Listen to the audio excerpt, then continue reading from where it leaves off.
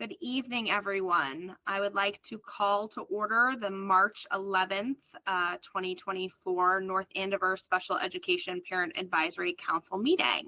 It is now 7:06 p.m. To start, do we have any public comment?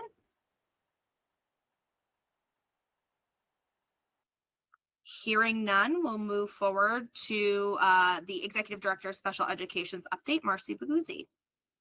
Hi, everyone. Hope we're all surviving the time change, feeling a little bit today. I don't no idea why, but it was a little brutal. But it's just getting dark, so we'll take that. We are in full-fledged ESY, speaking of spring planning, summer planning. Just so people know, we obviously have some building projects going on, so there'll be some building limitations in terms of where those services will be taking place. So it'll be a little different going into this year in terms of where the services will be happening. One of our main hubs for services has obviously always been the middle school. So that's off limits this year. So parents will be receiving information for that over the next, probably 6 weeks or so. So that hiring process will be happening. Positions went out today. We're continuing our collaboration with the youth center for summer fun, and we have also expanded that based on some feedback that we got to some programming with Rick Gallant too. So that's through community programs, and what that is for people who don't know is that oftentimes we have students who the team may recommend summer services, ESY, because they're concerned around regression for social skills or social pragmatics. One of the limitations of summer services is that we only have, we don't have typical peers in those programs. So even though the services may be recommended at the typical 1 times 45, 2 times 45, social skills or social pragmatics, what we do is collaborate with our community-based programs to offer students oversight by either there's BCBAs and counselors to work on those social pragmatic skills in a setting where there are typical peers. So that's a really unique thing to North Andover and something that we're glad to keep on doing. Summer fun, we have recognized over the years, isn't the right setting for all students. So it's been great collaborating this year with Rick Gallant as well. Something else that we're doing this year is that if you guys probably have many kids that have gone to the Tiptoe to Kindergarten program through Tiptoe to Kindergarten, which is always been through community programs. So what Tiptoe to Kindergarten is, it's offered through community programs to all students. And what it always was and has been, and it's been in existence for I feel like decades, is an opportunity for students to work on the transition from preschool to kindergarten.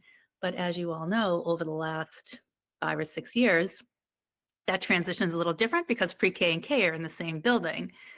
So what Rick's going to offer this year is, it's not going to be Tiptoe, but is a K1 transition program, again, that will be offered to families through community programs. But we're also going to do, based on some conversations that we've had with first grade, we're also going to offer a program that works specifically on transition skills that we've identified as areas of needs for summer programming for ESY too. So that's another new program, again, just based on some specific, anything from how we use the cafeteria to some pre-academic skills. We were hoping to have it building based, but again, with all the building, so hopefully in years to come that may be able to be building based, but it won't be building based this year just because of the amount of building projects that are going on. So it's just some new opportunities. And then we have our typical ESY programs that will be going on too, the tutoring, the programs, the 6-week programs, we will be starting July 1st. And our 5-week programs in tutoring will be starting the following week on July 8th. So stay tuned. You'll be hearing about that. Any questions about that? Hi, Joe. I have a question. So one of the things that I know parents have communicated that is a bit challenging is when they have their child wants to attend summer fun. So they perhaps, they don't have social skills as part of their IEP, but they have other ESY services. Is it possible to coordinate so that a parent, for example, I know it's really hard to coordinate, but that summer fun and their ESY services don't conflict? We do our best, and I would say, Sasha, that in almost like 90% of the cases, we can accommodate that just based on the flexibility of our tutors. But it is based, summer services, that goes into late in the afternoon. And our tutors have been great. So like I said, probably greater than 90% of the time, we have been able to accommodate it, but it's just not something we've been able to memorialize in programming because of, it's just an ask. It's just a staffing issue for after school. So we try to be as accommodating as possible with that, but it's not like we have tutoring services for just the diverse needs of all the students. It would be a hard undertaking to take, but it's been accommodated a ton.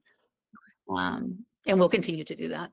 And what about families that need, if we're talking about ESY, need transportation services? So I have two questions. The first is, are all ESY services offered at the home school of the student? And I think the answer you said was maybe no, depending on all the projects.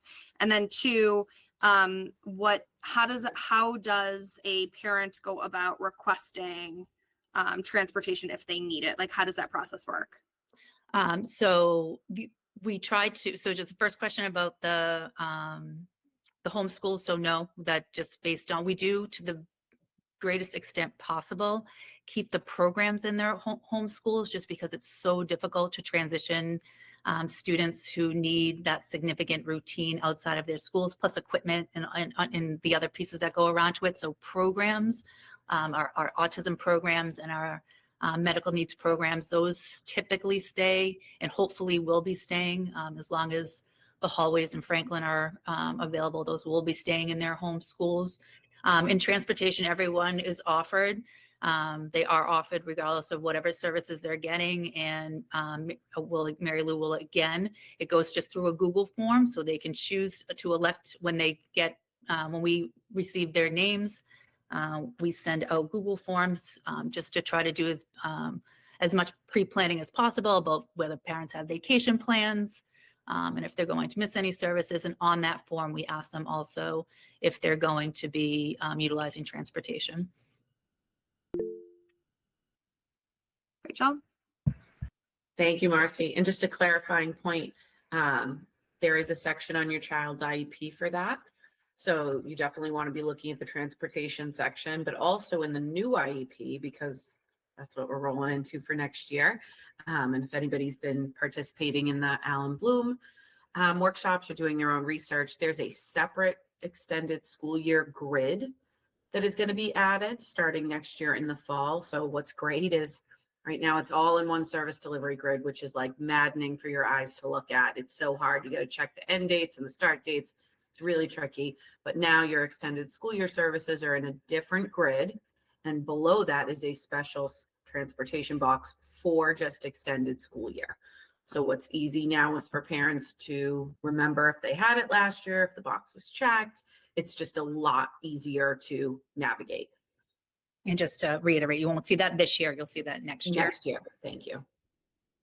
Great. Any other questions about ESY? Thanks, Marcy. No problem. And just the other thing, we had our first coffee and conversations with Holly, and after I successfully brought the coffee and munchkins after pre-ordering and going to my third Dunkin' Donuts of going to the first two of the wrong Dunkin' Donuts, just so if anyone wants to know, there are 3 Dunkin' Donuts in Middleton. So if I hit all of them last week in order to get 2 boxes of Joe and 50 munchkins. So I was a little frantic going in there, but Meg, thanks for coming. We had 3 parents, which was great. They were super, I'm excited they came. They were happy to be there. So I think it went well. It is hard. People innately want to ask questions about, even though, people innately want to ask questions. And so we did about their own, journeys, and that's fine. And people kept it as confidential as they possibly could. So they were great. Parents were great. I said it was just interesting feedback because I had said, this is a possibility of doing this, next year at every school. If we feel like it goes well, we could have opportunities to do that. And a parent said, I wouldn't go to my own school to do this because my child's there and they, would be asking a million questions. So I thought that was, another piece of good feedback. So they were great. So we have our second one. We have 2 school-based ones right now, and our second one is a virtual drop-in. That's going to be on March 26th. So I'll be sending more information about that. And again, we have translation services. We have our parent liaisons. We'll offer some translation services and some digital information. And certainly we will do our best to get translators available if there are other parents outside of Spanish and Portuguese that want to attend. But I'll be sending that information out the week prior. So that's scheduled right now for the 26th.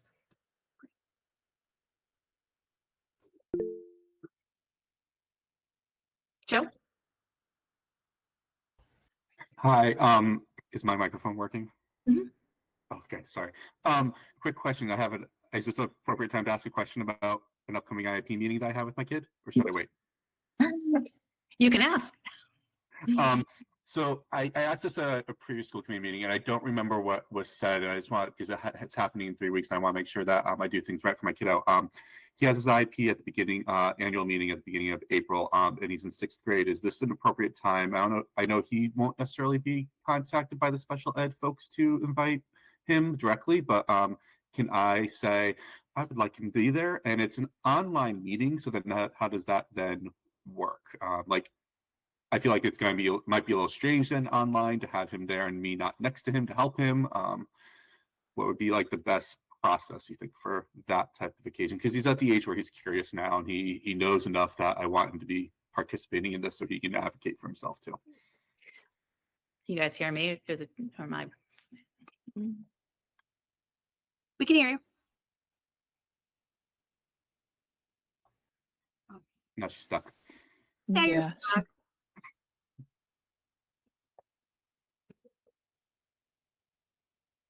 The wind is probably, I feel like the internet has been bad all day. Yeah.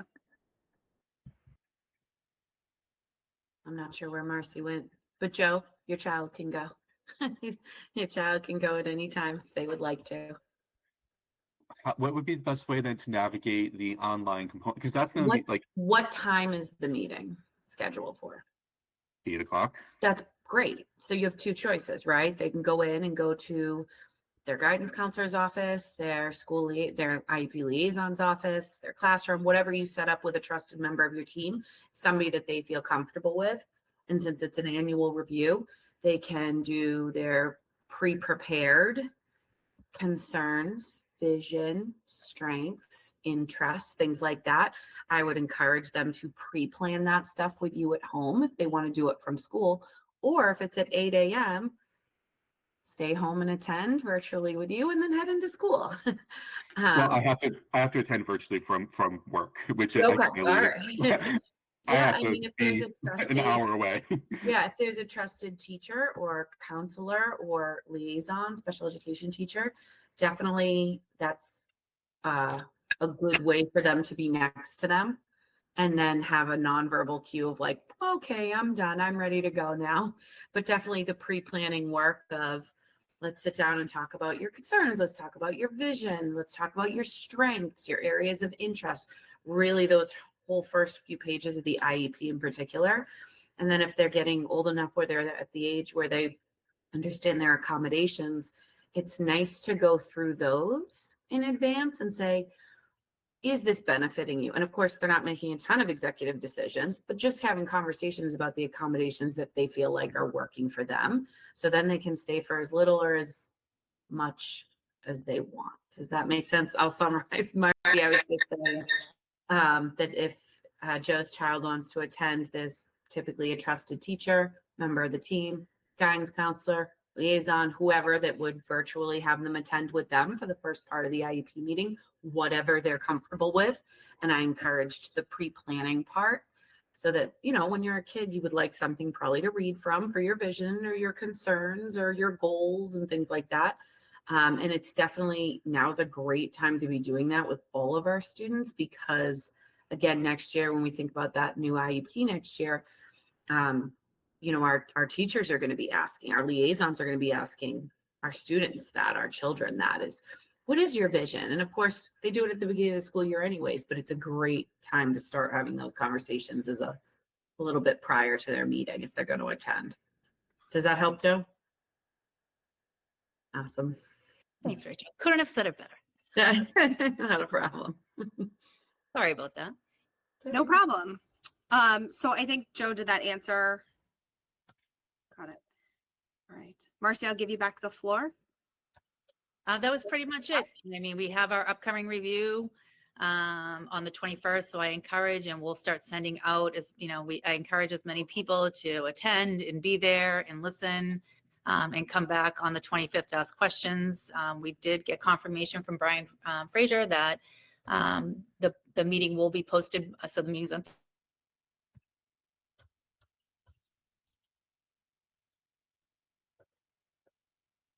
at that meeting.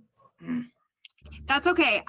You froze in a minute, but I can take it. So what Marcy was saying is that and we'll talk about it later too if we need to, but Urban Collaborative is presenting on the 21st of March at the school committee meeting. Marcy was so kind as to check in with Cam and make sure that meeting will be posted no later than Saturday morning to Cam's website. That means if you cannot tune in live or in person, which I highly recommend everyone does if they can, we will be there, that you can then watch it and then please attend our meeting. So SEPAC is going to have a Q&A with Urban Collaborative in this format, so virtually just like this, where we'll be able to ask them direct questions, hear more, anything we need further clarification about, anything like that. And Marcy, can they do a summary for CPAC members too? Yeah, I was thinking, so, I mean, obviously, sorry, my dog's barking upstairs. School committee is an opportunity for school committee members to ask questions. So maybe we can think about too, if people can't attend, if there's an opportunity to solicit questions from families, like over the weekend too, like you guys can put up a Google Doc. So if there are things that, whether we want to provide that ahead of time or not ahead of time to them, that if parents have questions and can't attend, that they can ask them through you guys. I think that's a great idea. We can definitely put together a Google form for people to submit questions, and then we can present those on Monday night. And then we can post the CAM link as soon as it comes out on our Facebook page as well, so that everyone has access to that, and we'll post it kind of all over to different groups. I think that's great. All right. Are we good to move on or anything else? Thank you. Nope, that's it. Thank you very much. Appreciate it. Okay, so next we'll move on to old business. We need to approve our meeting minutes from the December 3rd, 2023 meeting. Do I have a motion to approve the minutes? So yes, but Sorry. I think it's December 4th. It was, sorry. That was the only thing I was going to say. Was December. it? I Yeah. apologize. I said It's December okay. 3rd. I've read this agenda 10 times. I should have noticed it. Sorry about that.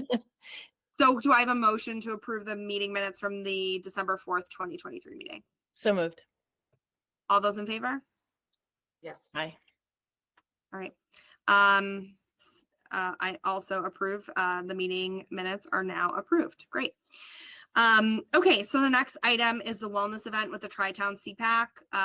I think we talked about this. Lauren Stedman is not able to be at our meeting tonight. She is actually running a support group for parents of children with disabilities in Danvers. So she has another support group that she runs in addition to the one that she runs for North Andover SEPAC. She's amazing, but she's there tonight, so she's not able to be here. She was heading up the wellness event with the Tri-Town CPAC. That had to be rescheduled due to increased instances of illness during the winter, and some other things. So that will be rescheduled. We just don't have a rescheduled date for that. The next was the virtual event with Sharon Amos from Early Birds. I know Zora can talk a little bit about that. Yeah, so we had to reschedule that, but I think it's actually super exciting because the kindergarten information night is scheduled for April 24th. And so we'll be able to be at that event and share information about this event, about early screening for literacy at the kindergarten information event. And certainly it's open to anyone and everyone in the community who'd like to come. But we have 2 dates. So actually, if we want to decide tonight, either May 2nd or May 7th, which is really nice. It's so close to the kindergarten information night. Either of those dates are available. So I didn't know if anyone had any thoughts about the 2nd or the 7th of May. Don't. Do we know about Lauren's availability for either of those? I think she can go to either. Okay. Last I checked in. So we're talking about the 2nd or the 7th. Yes. Oddly enough, I can do either. Could just mean I'm forgetting something, but That's always my worry too. I'm like, Yeah. that sounds too open. But no, know. I can do either. Meg, I think so- one is a Tuesday and one is a Thursday. Yeah, the 2nd is a Thursday, and the 7th is a Tuesday. I'm also, it looks like I'm generally available for both. So if you just want to ask Sharon what her preference is, unless Marcy, you have a conflict and you want to be there. The only conflict, and I don't think it's too much of a conflict, is obviously, sometimes the school committee meetings are on Thursday nights, but I don't. I checked their schedule. It's not that night. Yeah, I didn't have. No, I know. That was good thinking. Yeah, no, I don't have any. Okay, so I guess we'll ask Sharon what her preference is, Zora, and then we'll plan accordingly. Thank That you very sounds much great. for coordinating that. That's awesome. We're very lucky to have her come. All right, the next item is the monthly parent support group. We are really, really excited about this, and we're so, again, lucky to have Lauren as a member of our executive committee. She is trained to lead these groups, and so this will be at the Kyoko Center on Turnpike Street in North Andover. Childcare is available. You just need to RSVP to her via email, and then just, let her know that you'll need childcare. And then, because these folks are trained from the Kyoko Center, they can accommodate a diverse group of needs. So it's something to definitely talk to Lauren about, and we should have the ability to support all parents. So that's really awesome. 6:30 Wednesday, the 20th of March. We hope to see you there. All right, so I think we're going to move on to new business. School liaison updates. Do we have any of our school liaisons in attendance? Kristen's here. Anyone else that would like to speak about kind of anything that's going on at their school? It's okay if you don't.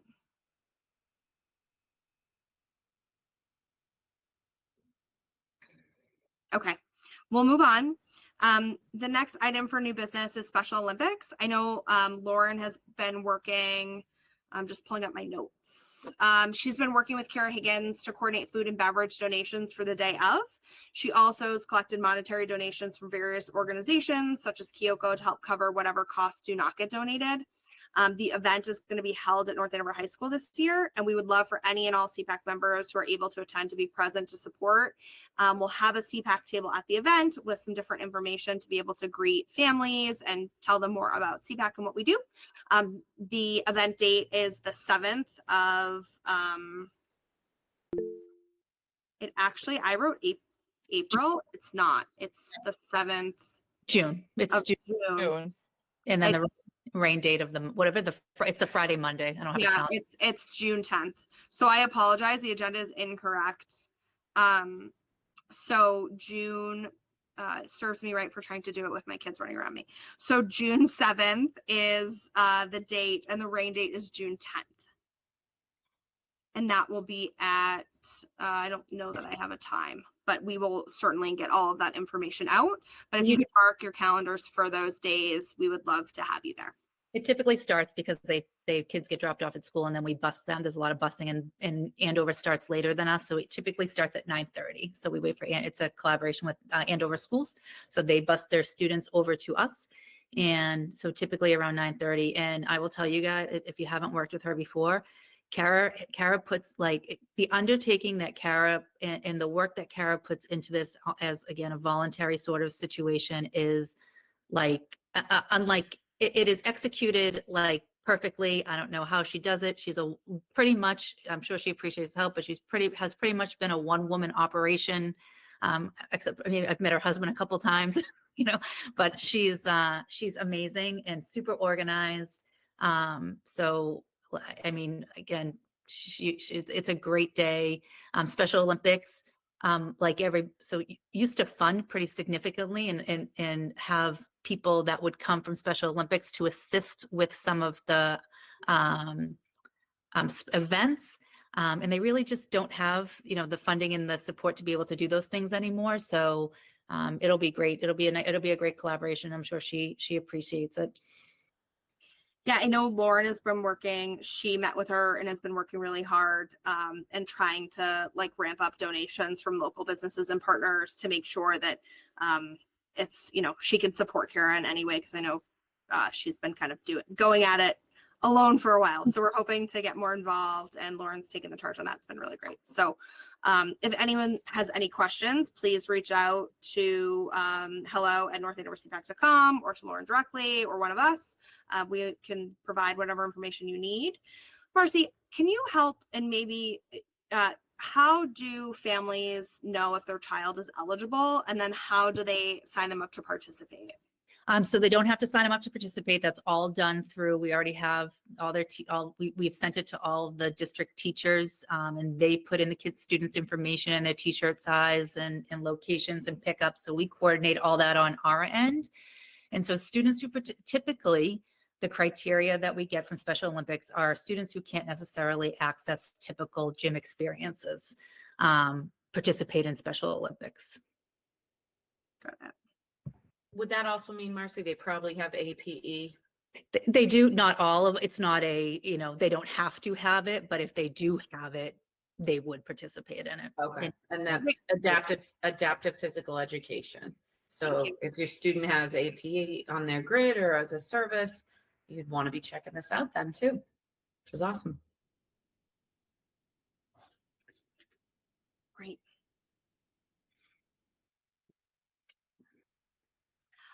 Awesome. The next item is the SEPAC and ABECC community outreach event.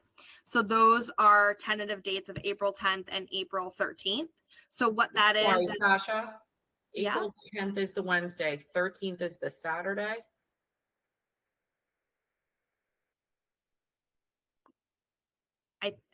whatever those days are, those. So it is a Saturday. They do. Okay. It is. Yeah. It's a weekday and a weekday. And I believe so. In the notes. To get additional participation. That's my understanding. Perfect. This is taking place at Stevens Memorial Library, but the dates are tentative because they need to be confirmed with the library. So SEPAC is partnering with the ABECC PTO to bring in an all-inclusive, sensory-friendly event for families of the preschool and kindergarten. The event will be free of charge and available on dates that are during the week, which, an early release day, as well as a weekend date. So families who work or have commitments are able to participate. The idea is to possibly have a music circle with a music therapist leading the circle with songs, instruments for the kids, or a story timeline, with low lighting, comfortable seating, fidget toys available, things that most, that all kids can access. We are also thinking about an outdoor event later in the spring, potentially at Small Axe, or, partnering with other community partners. So this is really an ABECC PTO SEPAC collaboration. I will give Lauren, she's not here to talk about it, so all of the credit for this, her children are at the ABECC, so she's really dialed in to some of the needs of the students there and some of the things we're also hearing from our families that are just coming into the district that are really looking to connect with other parents who have students with disabilities and whose children perhaps can't go to every event that is kind of publicized. So what we're trying to do is have other events where all families can feel comfortable bringing their children. Any questions about that? Okay. The next item on new business is the ABECC Kindergarten Info Night. So like Zora said, April 24th, 6:30 to 7:30. SEPAC will be there to to answer questions. I think, are we going to have a table? I think that's what you talked about, Sora, with our information, which we've done, and other, like the kindergarten screening dates. That's what we did last year. We made sure to have a table and talk to incoming families and get their information so we could email them different things about CPAC. So that will be on the 24th. I also wanted to mention that the 19th Annual Autism Advocacy Day at the State House is on April 9th. That is from 10:30 to 11:30. I know some of us will be in attendance, as well as many other families, educators, advocates, legislators, and autistic individuals to discuss where we have come as a state and where we still have to go. It's a really good opportunity to advocate and to gain insight into what is currently happening in our state house regarding autism rights right now. So if anyone is interested in attending, please feel free to reach out to us if you'd like to be with other people that you potentially know, or we hope to see you there. Some of us will be there. Any questions about that? Comments from the rest of the board? No? The next item on the agenda is the rights law presentation. I don't know, Rachel, do you want to talk a bit about what rights law is, what we're thinking, why we're thinking about it, and some of the feedback we'd love from families? Yeah, so Peter Wright is a special education attorney who focuses primarily on the education of parents. His goal is to eliminate the need for special education advocates at the table by empowering parents to know and understand their lawful rights at a deeper level. And not just that, actually understand the process and the language behind the building of an IEP, the evaluation process, what testing means. So Peter Wright puts on these, full day conference events. He travels the country doing this to create advocacy opportunities for parents themselves. I took it once because I wanted to see what it was like. It was so great. it was stuff that I knew because I have a master's in special education. But all the parents there learned how to read their child's evaluation reports and truly understand what a bell curve is and what the testing instruments were that were used, and got to look at the scores and what it really means and understand different components, and then actually work through an eligibility flow chart, truly understand the different categories. So what he does is takes basically our basic rights presentation that we do each year that we're obligated to provide, and extends it and goes deeper into each topic. And when we put out our parent survey last year, one of the questions was very specific. Are you interested in more parent training? And it was overwhelming, the percentile that said yes. So this is our opportunity to dig a little deeper, and we're hoping to follow up with an additional parent survey with how deep do you want to go? So it's a partnership that we're seeking other towns to partner with because it is a costly endeavor.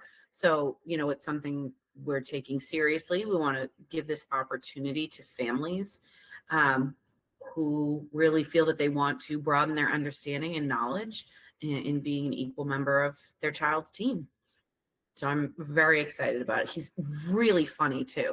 I think he's just such a relatable person. He himself he grew up in a time where dyslexia was not a thing. He's probably in his mid to late 70s now. And he grew up at a time where dyslexia was not acknowledged, and his parents fought tooth and nail to get him the best education that they could possibly get him. And he's funny and engaging and wonderful with parents. And it feels like you're not in a classroom. It feels like you're all together as part of a group learning. It's a really great opportunity experience for families. Thank you. Thank you, Rachel. So I think just to kind of, so everyone's aware of our next steps as an organization, we are going to be producing a Google survey to send out to parents in the district to get more information about, what they would like to see more specifically, days that they can attend, times, what works for them, how they feel about it, what they would need to come, to make sure that parents, really want to participate. And again, we will be partnering and have been discussing with other districts, their membership's capacity to attend as well, so we can make sure that it's a really successful endeavor. like Rachel said. So it's one of our goals to have this happen potentially in the fall. And so we've started the planning process now to make sure that, we do all of our due diligence appropriately before we get there. So that is, these are our first steps. And we've obviously been, communicating with Marcy and making sure that, the survey gives us some good representative results for us to continue to move forward. Any Jim, questions? Yeah, I'd love to say, I think the timing is so perfect because with this new IEP rolling out in the fall, I think just helping everyone at the table, and especially parents, to be able to really understand the process, I think is only going to enhance that collaboration between school and families at the table to support their students in the IEP process. So I think this is fantastic. So thank you to everyone who's helping organize this. And yeah, looking forward to that survey. Thank you, Zora. Any other questions, comments about Wright's Law? Okay, so the next item on the agenda is just fundraising efforts and planning.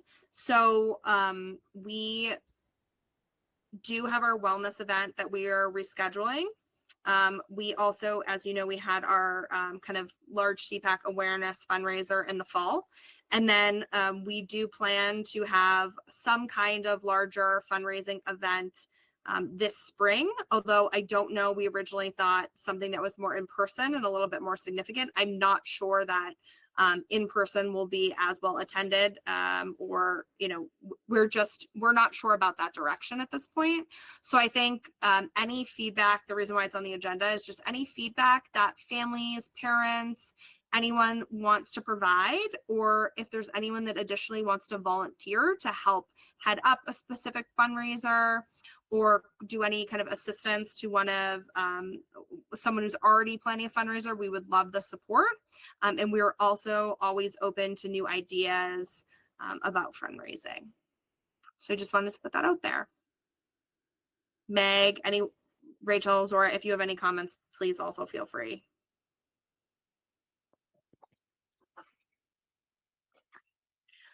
Next on the agenda is LPAC. Zora, do you want to talk about the LPAC and what it is and your meeting?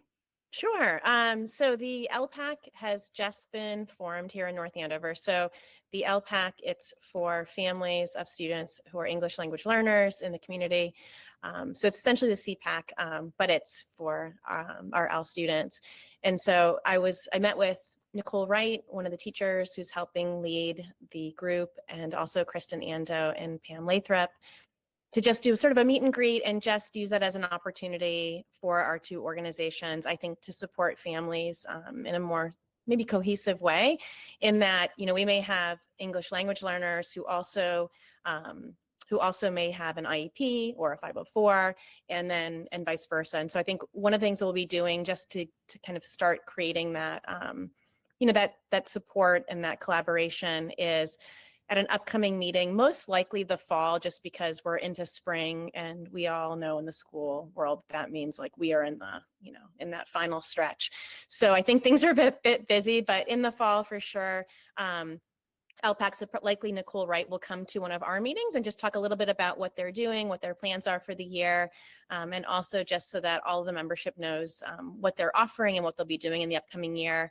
And then we will do the same. So likely myself, or if I can't make it, one of us from the board will go to an LPAC meeting in the fall, give a little bit of information about what we do and what we're offering, just so that all families are in the know and all know that both organizations exist. So not sure how that's going to work in terms of, any sort of collaboration in the future, but I think we are, and certainly they're excited for the opportunity to work collaboratively. So yeah, it was a great way just to start that relationship. That's great. We're really excited. I think it'll be good for us to kind of work with them cohesively, and we're really excited that they're starting the LPAC in North Andover. Any questions about LPAC? All right. The next thing on the agenda is just AAC posters at all playgrounds. So this was brought up by a member, and I thought it was, it was definitely appropriate to bring up at a member meeting. Let me see if I can show and share what we're talking about. And I also think you guys will love this one.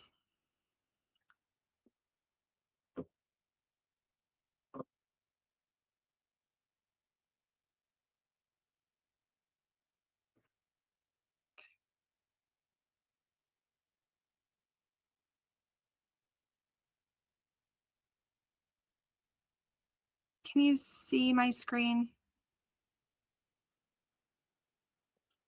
So this is an AAC poster, and it helps some of our children in our community communicate.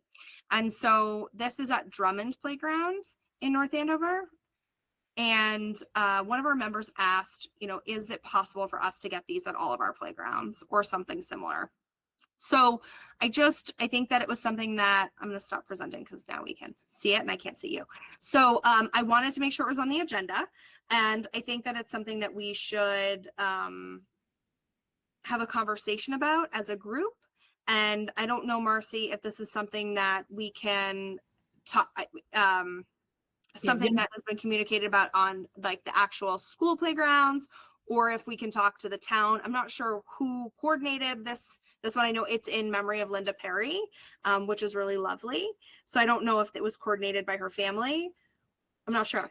You need ask no more. I've never seen that, nor has I've ever even thought or heard about that. But I will absolutely find out where that came from and put them up wherever we can put them up, because that is beautiful.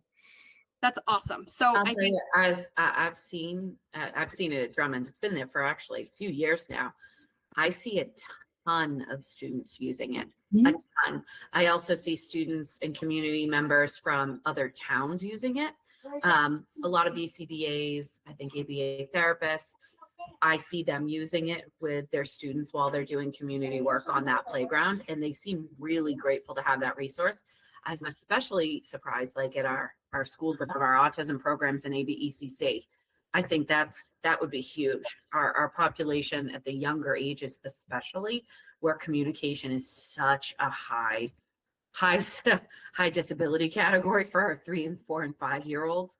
That's definitely feels like something that then ties right into their goals of generalizing and communicating. And when we think about low tech AAC and all of that, I think that's definitely something we would want to pursue. And I can tell you, and unfortunately, again, she's not here, but Lauren has done, she's well versed in AACs, and so she has done a lot of her own research about those. So we'll all connect via email, Marcy, because What's the icon on it? Can you see this, Sasha? I couldn't see the bottom left. Does it say where it came from? Is it from the Federation? Is that what that Yeah, icon? it's from Doug Flutie Foundation. Okay. I think the Perrys were big donators to the Flutie Foundation. So when Mrs. Perry died, they did it in memory of her with Super. them, with Yeah. Doug Flutie. Yeah, so we can communicate about that offline, but I love that. that would be great. And so I know she did some research on if we created one ourselves and then what that looked like for pricing versus like what was out of the box and some other items. So she had mentioned to me, I thought it was great to put on the agenda. And unfortunately, she is again not here because she's doing something wonderful elsewhere. But she definitely had a lot of great ideas about it. Certainly something we wanted to put on the agenda, and we'd love to talk about it offline. And if anyone else, any of our members have feedback or ideas or input, we would also love to hear that. Okay. Marcy, I'd be interested in learning about like what the cost of those would be and to have them put at all of our elementary school. Oh yeah, I think they should be. I mean, I definitely think they should be. It'd be amazing. I just closed that window for 1 second because there is pricing. Give me 1 second and I can find it for you. I think it was like, they were not super expensive. I think they were like $250.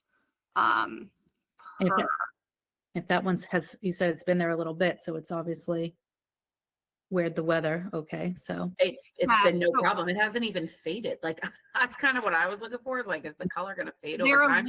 it looks like they're aluminum. So it's about, if we had, so Lauren did this research. I don't want to take credit for her work.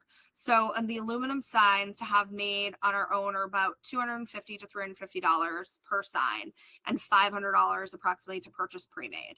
So, well, we can coordinate with you offline, Marcy, see kind of what is out there and available, and we can certainly work together. And it's definitely a high yield result sort of item. So worth it. awesome. Great. Thank you. Next item, and does anyone have any questions about that or playground items? I think for me, and I'd love to do, this is definitely not on the agenda, but I'd love to do some more research and have more discussions just about our playground and accessibility. Especially, you know, I know that we had new playgrounds put in. We had kind of that program that was kind of, I think, CPC plus donations. And then we had, I believe, PTOs pick out kind of some of this equipment. I know that, excuse me, you know, some of that equipment is just not accessible. And so what can we do? Excuse me, again, what are some things that we could do to evaluate what exists now, and what could we do to make minor modifications over time to help with that accessibility potentially? Excuse me. I think that would be great. I know I have 2 school committee members here, which is why I'm probably I'm looking in your direction. Because I do think that is something, you know, we perhaps didn't look at the playground projects through that lens. And so going forward, how can we make those modifications? And then, because some of these are brand new playgrounds, right? Thompson was just installed 24 months ago, not even. And it's very challenging. Even our students who just have minor, you know, gross motor, you know, concerns, there's no like bridge to that playground, right? You have to climb to get to the top. And so that's just one tiny example, only because I know the playground. So I think that, you know, thinking about those things and what we can do would be great. All right, the president's report, unless anyone has anything with new business before I move on, that may not be on the agenda, anything? Sasha, I think there'll be an opportunity to do that type of thinking with the Kittredge School project, because the school is going to go up on the hill and that playground equipment will have to be moved and modified. And then also thinking about if the middle school fields project ever does happen, the playground equipment that will be there and utilized by the ABECC as well. Like there's still some opportunities to make those, to be proactive in those changes. That's great. Thank you. Okay. President's report. We already talked about Urban Collaborative, so I'll skip ahead. Again, school committee meeting, presentation March 21st, SEPAC Q&A March 25th. We will post all the information in between if you missed the live meeting for school committee, but we hope that you will attend. And Urban Collaborative will be presenting the special education review results.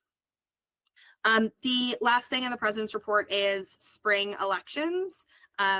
While we had our elections in October of 2023, that was because we were a bit off cycle. We are trying to get back to what should be our normal election period, which is in the spring. And that's, you know, part of the new bylaws that we approved in the fall. So we will be having elections in the spring. And we would love for people to volunteer if you'd like to be a member of the executive committee, if you would like to be a parent liaison to your school, if you would like to take on another role, have ideas, want to get involved. We encourage all involvement, big or small. Please reach out to one of us. We would love to have you. Anything else about elections? I think that's it. So public comment, any public comment?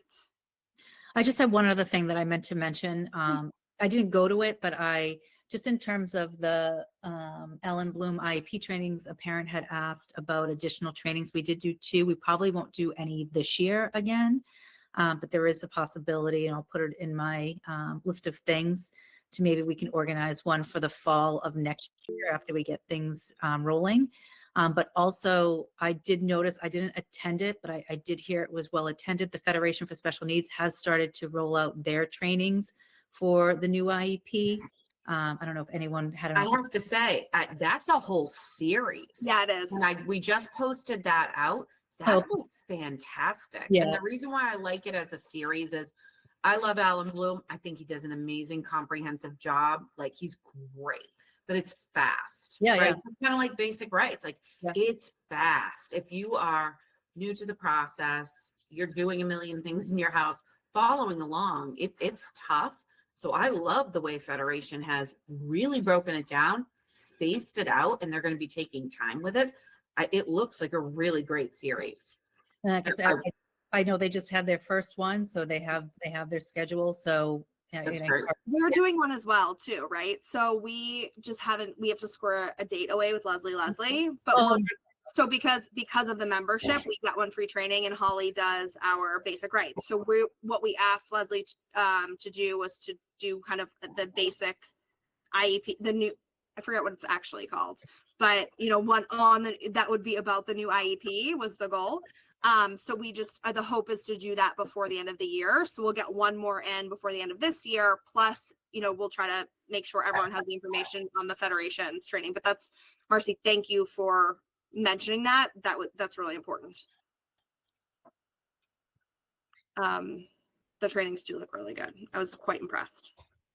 Usually Kristen has her hand raised. I don't know if you saw. Oh, hey, Kristen.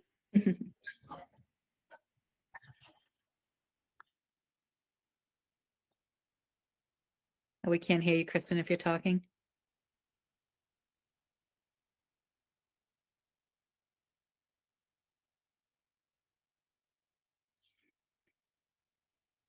You're unmuted, but we can't hear you. How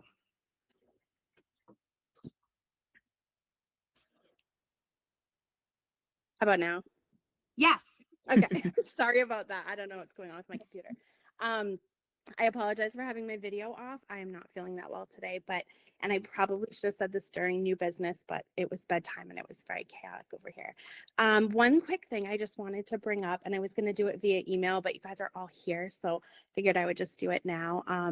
I just did organize the sweetheart dances over the weekend for 2nd through 5th grade, and something that had come up last year, and I really dropped the ball with it.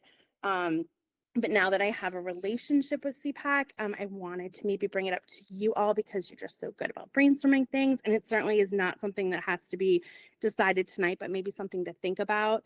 For me, obviously being the parent of neurodivergent children and also being a foster parent and having a lot of kids with different needs come through my home, the dances are not sensory friendly at all. And we have so many children who come and absolutely breaks my heart. I watch them walk in and just like turn around and walk right back out. And it's really, really difficult for me. And, there's little things you can ask the DJ to turn the music down, stuff, but it's just never going to be the right environment for them. So I would love to brainstorm with all of you at some point. I do usually have to do the facility requests for the dances like in the fall. So it might be something I have to talk to you all about like later this spring, maybe over the summer. But I would love at least, I don't know. I just don't know what it would look like. I don't know what the middle school can do for us. I don't know what the custodians could do. I would probably need like a little bit of CPAC support in the sense that I had a really hard time getting any volunteers to help, even with the basic duties.